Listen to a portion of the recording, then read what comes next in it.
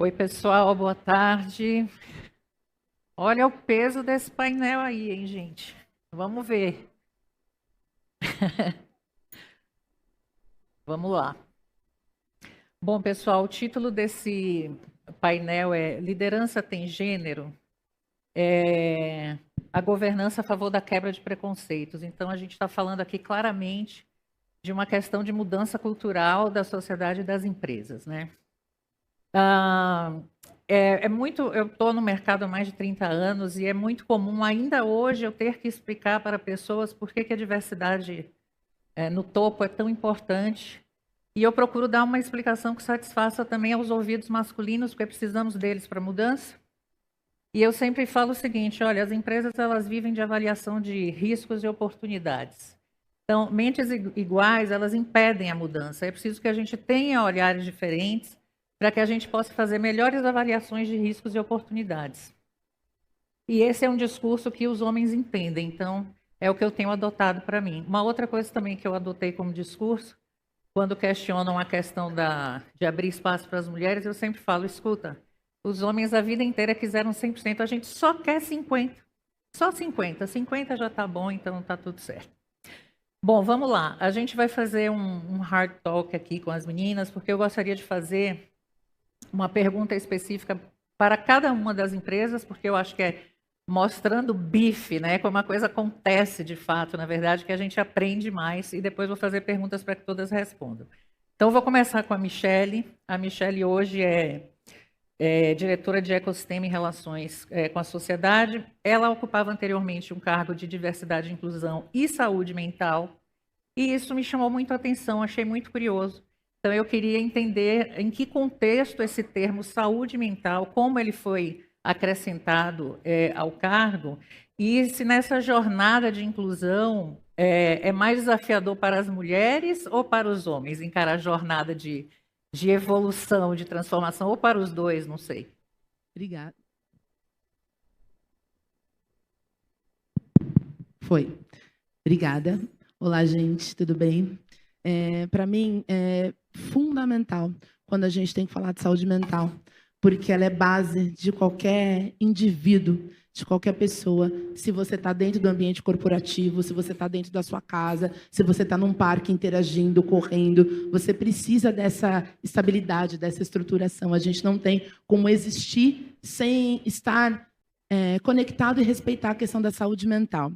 Quando a gente olha dentro de uma estrutura, né, ter uma diretoria com a nomenclatura de saúde mental, a gente está falando diretamente não só de cuidado com pessoas, mas de algo que é absolutamente importante para qualquer empresa: performance. Então, acho que tem um ponto, acho que são dois pontos em que é simbólico, mas é absolutamente estratégico. Ter saúde mental, falar de saúde mental e direcionar estruturas, políticas, como que a gente atua com saúde mental. Apesar de ser uma expressão que tem sido falada fortemente, da gente saber que a gente é o país mais ansioso do mundo, dentre outras coisas, ainda é novo para algumas pessoas. A gente não vem de uma educação que fala sobre a questão do bem-estar. A gente tem muito disso muito forte hoje, mas quando a gente olha para trás, as gerações, os anos que já passaram, e essas pessoas estão dentro das organizações, produzindo, trabalhando, a gente precisa, enquanto empresa, enquanto instituição, ser corresponsável nesta orientação. E quando a gente olha para a questão de gênero nesse sentido, existe digamos, um romantismo, né, nessa questão da resiliência a todo custo, né? Porque você é mãe, você consegue, né? Você tem 1, 2, 3, 4 filhos. O formato com que isso é dito, mas não é percebido o impacto na rotina. A gente estava conversando um pouquinho antes sobre a questão de menopausa. A Dani Caxix também falou sobre isso aqui no palco. Então, quais são todos esses pontos que a gente carrega enquanto mulher, que a gente carrega na questão de gênero, que impactam diretamente nisso? E acho que tem um outro ponto, que não existe uma cultura sustentável sem a gente falar de saúde mental. Se a gente vai falar de novos desafios, se a gente vai falar de um momento mais de consistência, em que a gente não vai, sei lá, ter tantas transformações dentro da empresa, não importa qual é o momento, essas pessoas são pessoas que estarão sempre produzindo para um fim. E essas pessoas precisam estar bem. Nós somos essas pessoas. A gente muitas vezes não se coloca nesse lugar, né? E por fim, acho que é importante a gente também falar sobre a questão de governança. E uma governança focada não só em questão de políticas, mas na questão do conhecimento. O quanto que a gente tem hoje toda uma estrutura, sei lá, de grade de desenvolvimento em que a gente fala das nossas lideranças. A gente está formando os nossos líderes baseados em conceitos de saúde mental? A gente está fazendo nossas avaliações de performance baseadas em conceitos de saúde mental? A gente está colocando esse tema para ser discutido na mesa?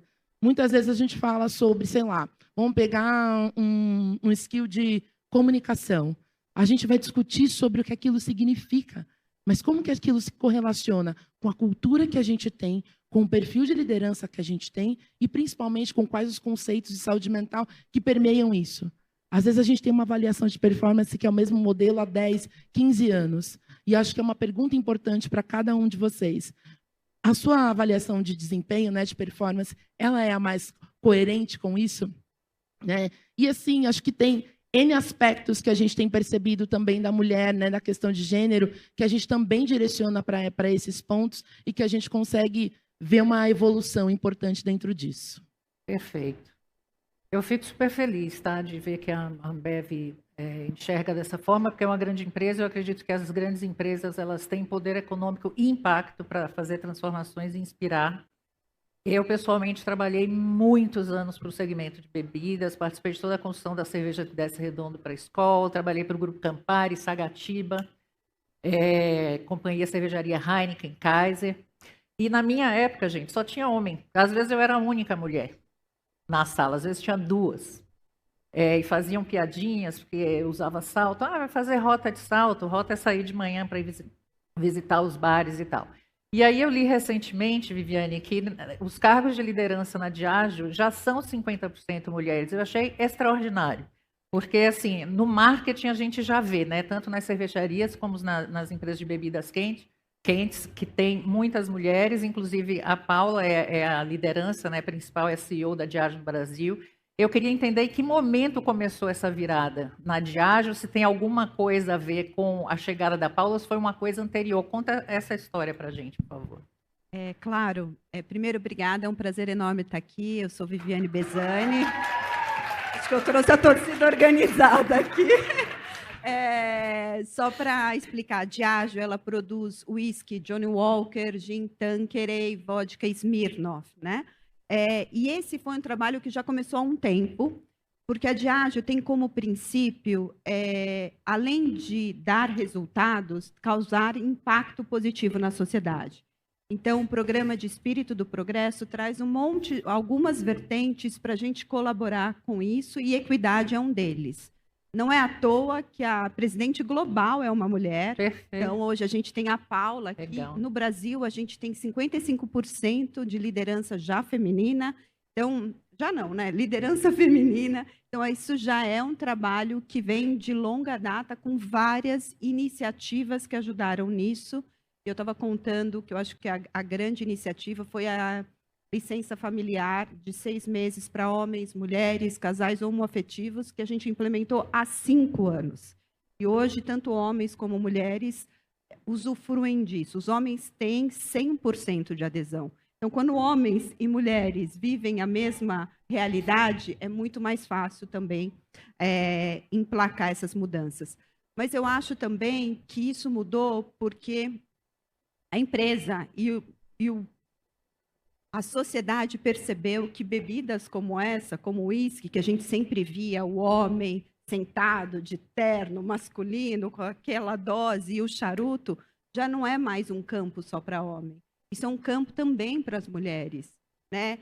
Recentemente a gente fez uma campanha, acho que o time deve estar até por aí fazendo a torcida, que se chamava Fortes São Elas, que mostrava que a força não era o uísque que é forte, forte somos nós. somos nós, mulheres, que temos que lidar com tantos desafios assim. Então, além da empresa ter um trabalho interno, as marcas Keep Walking, né, Johnny Walker, vamos continuar evoluindo, ajudam a trazer essa discussão para fora da corporação e influenciando também a sociedade, o que eu acho super potente. Muito bom, parabéns para a Diageo. Gente, olha só, a Nadir está há 30 anos numa empresa que a gente pensa logística, a gente já pensa no mundo masculino, né? Só que tem uma expressão em francês que é pièce de résistance. Eu sempre falo, Nadir é a nossa peça de resistência. Ela está há 30 anos comandando dentro desse segmento e há 2 anos agora, ela foi muitos anos a CEO Brasil e agora CEO Latinoamérica. Nadir, eu vi uma pesquisa outro dia da Organização Internacional do Trabalho dizendo que 20% são mulheres no segmento de logística de transporte, que é o seu. Depois eu vi uma pesquisa brasileira que mostra um número de 15,8. Não sei qual dos dois que é mais correto, às vezes varia mesmo, de acordo com a metodologia, mas enfim. Você acha que a tecnologia, por exemplo, é um recurso que vai ajudar a fazer com que mais mulheres sejam incluídas nesse segmento? Nesses segmentos são mais masculinos? Bom, também queria agradecer de estar aqui mais uma vez, né, Gal? A gente já está com a Ana em todas as edições, Verdade. É um privilégio, um prazer. Quando se fala de longevidade corporativa, vocês podem pensar de que a pessoa está estagnada, né? Mas não. Nesses mais de 30 anos de experiência, eu tive a oportunidade de passar por todas as áreas, praticamente todas as funções, presidi o Brasil durante muito tempo, e quando você comentou de ser a única mulher na sala, me passou em várias situações esse tipo de... Imagina, né? Porque a logística de um monte de pessoas te olhando e você enxergava o ponto de interrogação claríssimo, se perguntando o que ela está fazendo aqui, o que ela vai poder aportar, né? Mas esse número, seja 15,8, seja 20, é pouco. Sim. O mais importante que para dizer é de que precisamos acelerar isso, Gal, de alguma, independente da indústria, independente do segmento. Logística é majoritariamente masculino. A UPS, não sei se todos aqui conhecem, é uma empresa global com mais de 500 mil funcionários em mais de 200 países de presença, e nós temos um ecossistema de programas para poder fomentar a diversidade e inclusão e agora o belonging, que é o pertencimento, né? Eu acho que é muito importante isto para poder aumentar esse número. O que a tecnologia entra em todo esse processo? Ele acelera em todos os aspectos e ele melhora em todos os aspectos, seja no fator operacional, processual. A UPS é uma empresa de engenheiro, então a metodologia é muito importante para a logística. Então a tecnologia veio para poder facilitar e acelerar tudo. Como é que isto pode contribuir no aumento da participação das mulheres em postos na indústria da logística? Muito. Primeiro porque a tecnologia, ela trouxe bastante, ela aproximou as pessoas. Ela facilita de que você possa ter as suas atividades onde quer que você esteja. Quem diria que a UPS, antes da pandemia, falava assim, home office?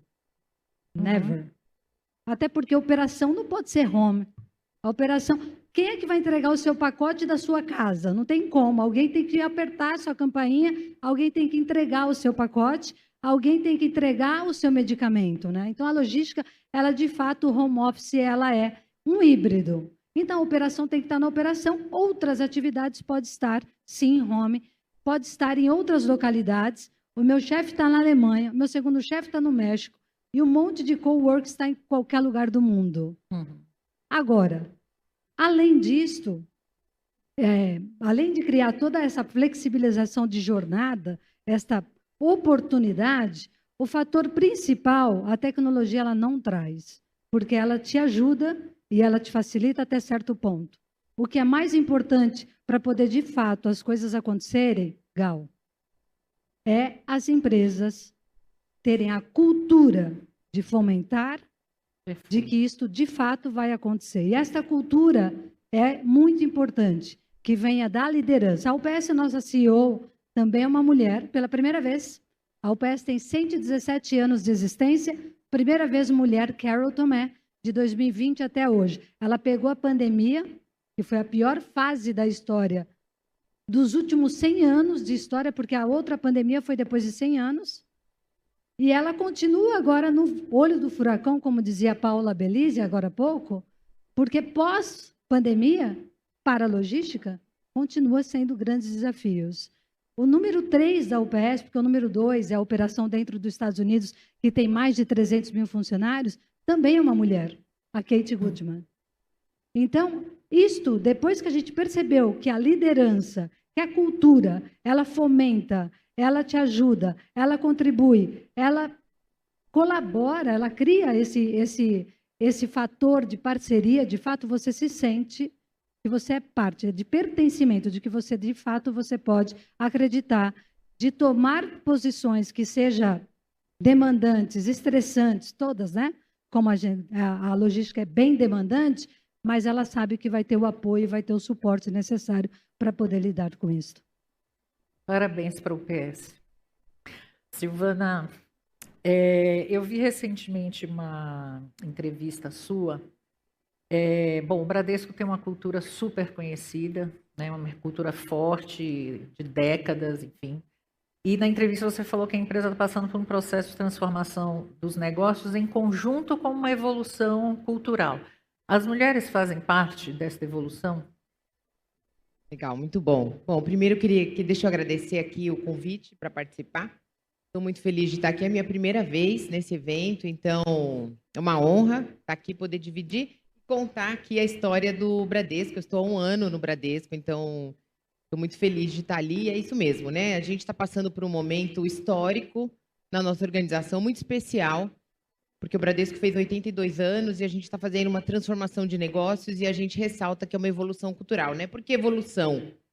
Porque a gente tem, de fato, uma tradição, né? E valores muito fortes, uma cultura muito forte que a gente não quis jogar fora, né? A gente quis preservar o que a gente tem de bom. O Bradesco não chegou até aqui à toa, mas a gente precisava, sim, preservar o que era bom, o que é bom, né, os valores que são muito bons, que nos trouxeram até aqui, que geram muito resultado, mas parar de fazer certas coisas, né, e acrescentar elementos novos, modernizar a nossa cultura, levar o banco para um outro patamar de resultados e de relações humanas, né? A diversidade, né, diversidade, equidade e inclusão, eu sempre falo que não é só diversidade, né, porque não é só você trazer as pessoas para dentro se você não tem equidade de oportunidades e você não tem inclusão, né? E a gente, né, nós as mulheres, a gente sabe isso muito bem. E sim, né, diversidade, equidade e inclusão faz parte, né, da nossa cultura. Não que o Bradesco não fizesse isso antes, na verdade, isso faz parte da nossa estratégia, do nosso imperativo de negócios.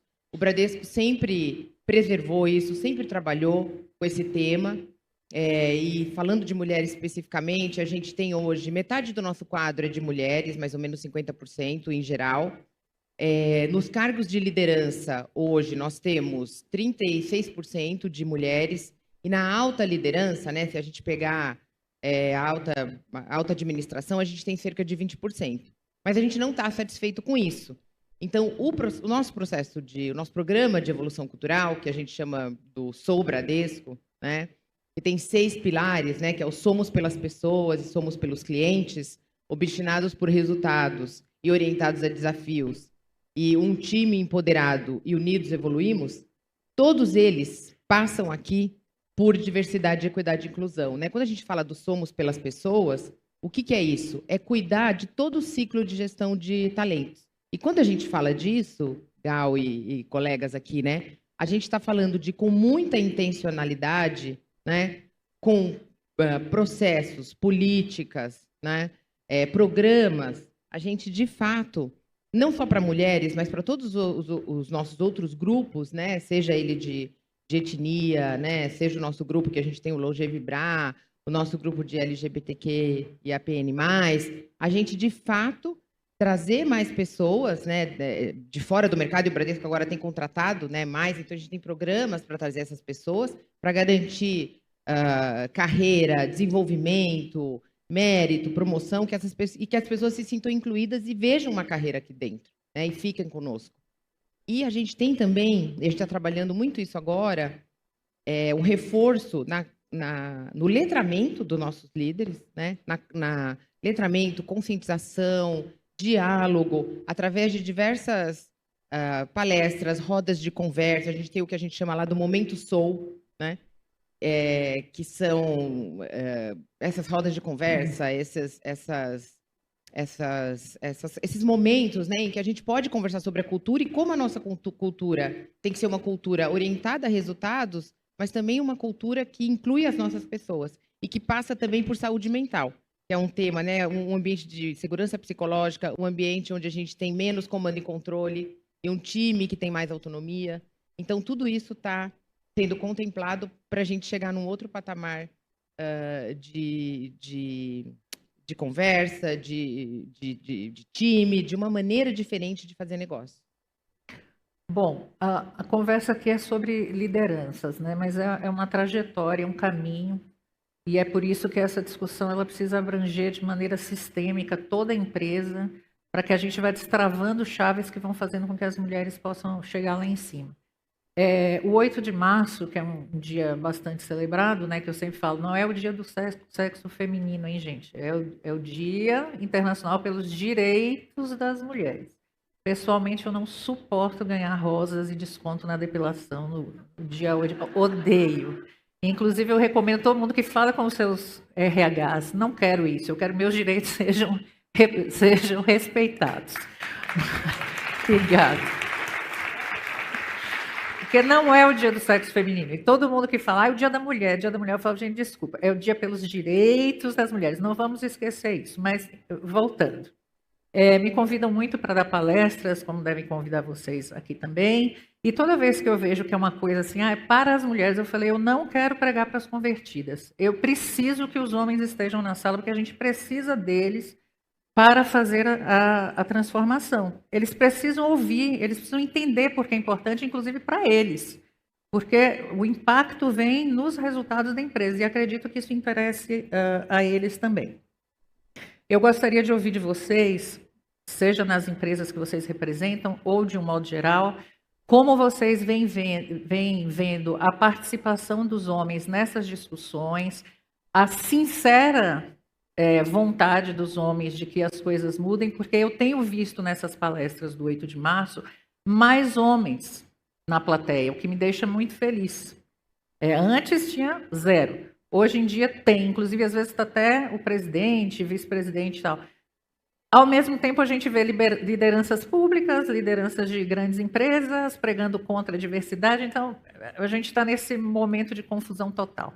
Então eu gostaria que vocês, dentro do raio de visão de vocês tenham acompanhado as 4 em relação à participação sincera dos homens nesse tema. Podemos começar com a Viviane. Acho que um bom exemplo que eu já dei é a história da licença familiar e nesse lugar de colocar o homem e mulher na mesma situação, isso é super poderoso. Ele foi ainda mais poderoso quando a primeira pessoa a adotar foi um membro do comitê executivo, então isso gera exemplo, isso gera impacto para que, se ele como líder tão sênior pode, por que não eu? Então isso eu sempre acho que é muito importante para a gente criar um espaço de diálogo. Acho que outras situações eu vejo homens muito mais atuantes. Então, a gente tem o nosso grupo de mulheres, onde sim tem homens. É pouco? Mas tem. E a gente está querendo buscar mais. E ele só não está participando porque ele está em licença paternidade. Então, acho que esse é um lugar. E agora, a gente tem trazido à tona outras políticas que ajudam nessa discussão, que é quebrar rótulos e papéis estabelecidos, que mulher cuida, homem provê, ou coisas desse tipo. Então, a gente estava falando com a Adriana sobre guideline, um instrumento para ajudar a organização a lidar com o momento de menopausa da mulher. Tem muitas transformações, como lida com tudo isso, e essa é uma discussão para homens e para mulheres, porque as próprias mulheres ainda precisam aprender sobre isso.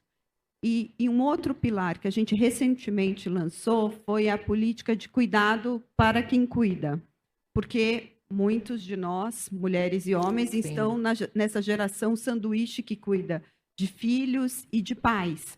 E aí a empresa está concedendo 10 dias úteis por ano para que a pessoa se sinta à vontade de prestar esse cuidado. Pode quebrar por meio-dia, um dia inteiro, para que ela possa sentir à vontade que isso faz parte da vida e que a gente tem que lidar com isso e criar um ambiente muito mais inclusivo para essa questão. Isso é para homens e para mulheres. Eu sempre digo que se a gente não tiver os homens na mesa dessa discussão, e eu estou com você nesse ponto, a gente não transforma, a gente precisa deles junto. Acho que são alguns exemplos que ajudam nessa questão, do meu lado da Diage. Sim. Bom, eu só agregaria, Gal, eu concordo totalmente. Se numa empresa com 500 mil funcionários, e a grande maioria são homens, e eles não participarem, nada vai acontecer. Nada. Então, de fato, eles são... Eu percebo pelos grandes... Tem milhões de programas, mas eu vou citar alguns, como Parenting Caregivers, que são os cuidadores, mães e pais, que são grupos que se juntam para poder discutir, na verdade, as suas dificuldades ou situações únicas que não sabe como lidar. E os homens também participam, porque cuidadores você pode cuidar de uma mãe ou de um pai. O programa de mentoria na UPS é fortíssimo, porque eu adoro esse programa, porque a mentoria ela fortalece, ela enriquece, utilizando os próprios recursos dentro da UPS, ajudando as outras pessoas, obviamente, com a sua própria experiência, contribuindo, ensinando as outras pessoas. E os mentores, eles acabam me procurando e perguntando, eu tenho uma mentee que é uma mulher. O que você acha que eu devo melhorar ou abordar para poder ter um impacto diferente? Eu achei magnífico isso, porque já são, pelo menos, intenções e mudanças que você vê que é genuína, é verdadeira. Bom. Ele quer ter um impacto verdadeiro e num gênero diferente. Então, eu acredito que é muito importante, porque é o que você falou, aqui a grande maioria são mulheres. Gravem e levem para suas empresas e repasse para os homens, porque a gente só vai transformar quando todos, inclusive eles, realmente tomarem a linha de frente. Perfeito. Eu acho que só para complementar muito rapidamente, acho que de maneira geral eu também tenho percebido em vários grupos, né, de eventos, grupos de mulheres, a participação dos homens, né?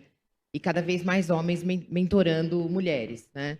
Acho que isso é algo que o mercado tem evoluído bastante, né? Eu até pessoalmente tenho que dizer que tive mentores homens na minha vida, o que é algo interessante, né? Eu acho que tem homens que sponsoram, e eu acho que a gente só vai conseguir também, como você falou, evoluir nesse tema se a gente tiver os homens participando, né? Não é nós em detrimento deles ou vice-versa, né?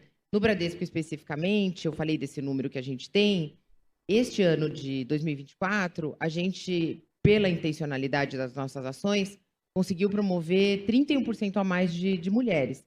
E acho que é isso, é de trazer também, né, os homens muito mais junto, né? Ou a liderança como um todo, né? Aqui também não é só uma questão de homem e mulher, a gente tem mais gêneros hoje em dia, né? Então, de trazer toda a liderança junto para promover mais mulheres também, né? Você acha que está mais sofrido para os homens? Michele, você acha que está mais sofrido para os homens acompanhar isso aí, ou está mais simples agora, que tem mais informação? Eu não diria sofrido, eu diria que é justo. Mais desafiador, vai.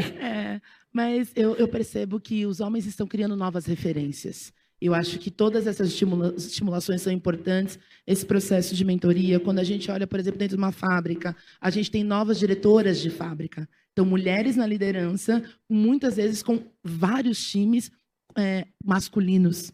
Então, eu acho que esses novos modelos, mulheres em conselhos, etc., tudo, não só dentro da instituição, mas o próprio mercado, começa a ter uma discussão diferente. Eu não sei se todo mundo vivencia, eu sou mãe de uma criança de 6 anos, e eu percebo que dentro da escola as discussões também já são diferentes, sobre qual a responsabilidade paterna, né? Então, acho que todas, saindo um pouco também deste lugar que complementa, né? Porque a gente é um ser social também, eu acho que ajuda extremamente a ampliar.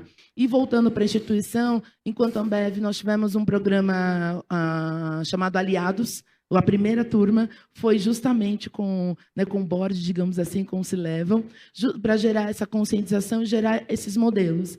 E acho que uma das discussões mais interessantes é como que a gente sai de aliado para um homem consciente.